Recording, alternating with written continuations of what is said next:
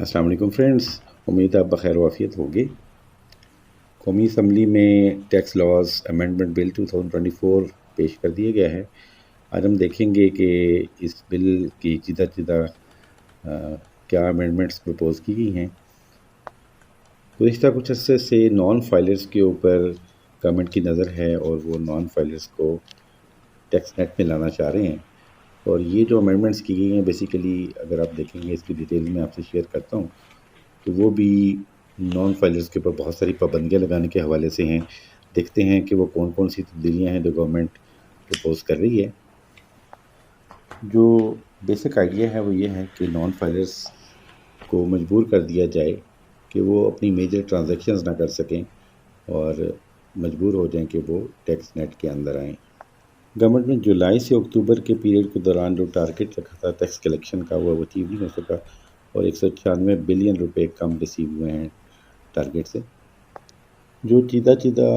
Amendments की गई हैं टैक्स लॉज के अंदर वो ये हैं। Non filers bank account open करने और या उसको ऑपरेट करने के अहल नहीं होंगे, यानी उन पर पाबंदी होगी कि वो नया बैंक अकाउंट नहीं खोल सकेंगे या अगर उनका बैंक अकाउंट एग्जिस्ट कर रहा है तो उसको ऑपरेट नहीं कर सकेंगे। नॉन फाइलर्स इमूवेबल प्रॉपर्टी की ट्रांसफ़र नहीं कर सकेंगे, यानी उसकी सेल परचेज में इन्वॉल्व नहीं हो सकेंगे। इसी तरह नॉन फाइलर्स के ऊपर ये भी पाबंदी होगी कि वो 800 सीसी से ज़्यादा कैपेसिटी की गाड़ी नहीं परचेज कर सकेंगे, यानी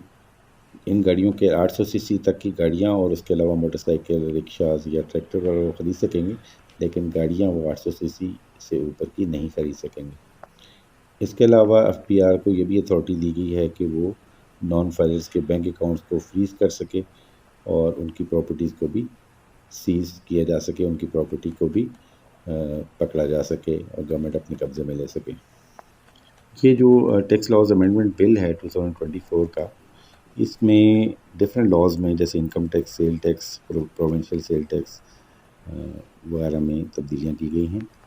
सबसे पहले सेल टैक्स एक्ट में जो चेंजेस की गई हैं, सेक्शन 8B में बोर्ड जो नॉन रजिस्टर्ड टैक्स पेयर्स हैं उनका इनपुट टैक्स जो है वो लिमिट कर देता है या डिसअलाउ कर देता है। अब ये प्रोविजन दी गई है कि federal board of revenue automated risk management system use कर सकता है और बहुत सारी जो इनपुट्स हैं, इनपुट टैक्स जो हैं उसको डेफर कर सकता है या उसकी अलाउंस जो है वो हायर या लो लिमिट्स उसके लिए फ़िक्स कर सकता है, यानी इनपुट टैक्स की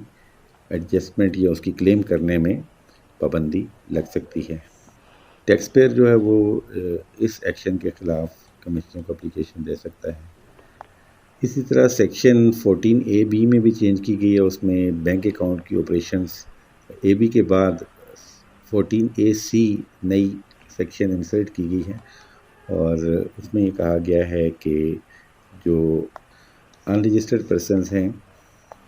कमिश्नर ऑर्डर कर सकता है कि उनके बैंक अकाउंट पर पाबंदी लगाया जा सके या उनमें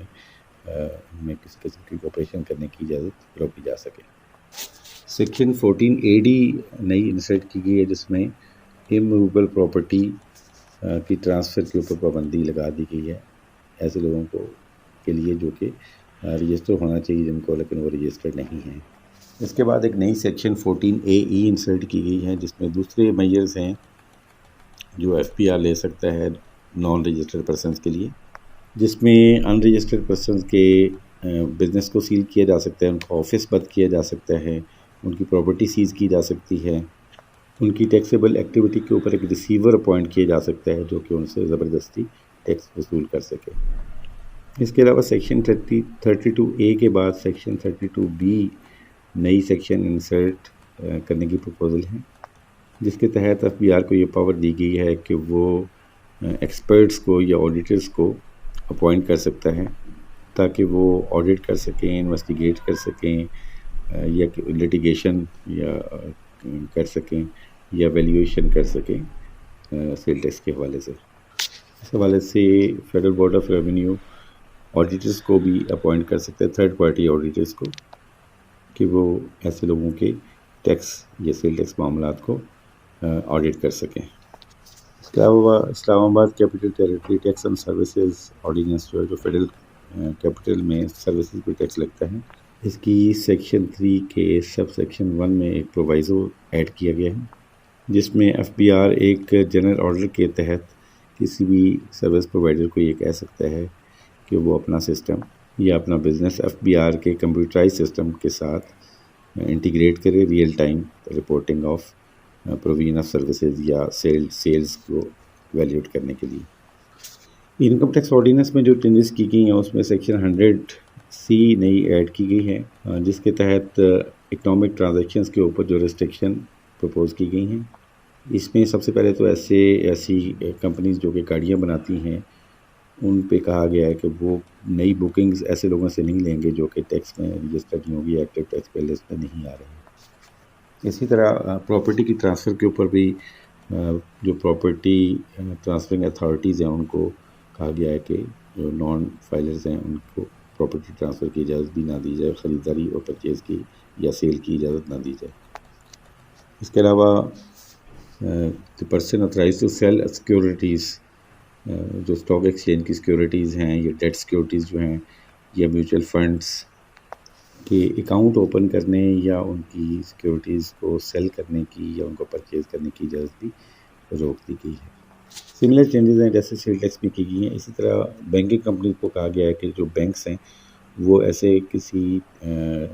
شخص کا بینک اکاؤنٹ نہیں کھولیں گے جو ایکٹیو ٹیکس پے لسٹ میں نہیں ہے، یا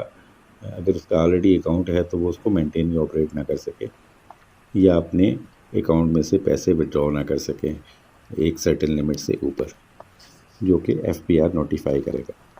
ان پابندیوں کے حوالے سے لمٹس جو ہیں وہ ایف بی آر پرسکرائب کرے گا، جیسے میں نے آپ کو بتایا کہ 800 cc سے اوپر کی گاڑیاں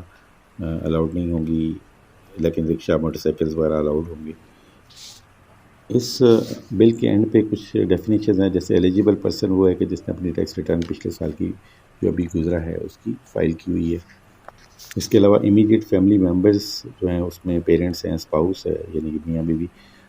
بیٹا بیٹی، اور وڈو اگر ہے یا ڈائیورسڈ ہے یا ان میرڈ ہے تو یہ، یا اسپیشل چائلڈ جو کہ فزیکل، مینٹل یا انٹلیکچوئل سینسری امپیئرمنٹ سے گزر رہی ہے۔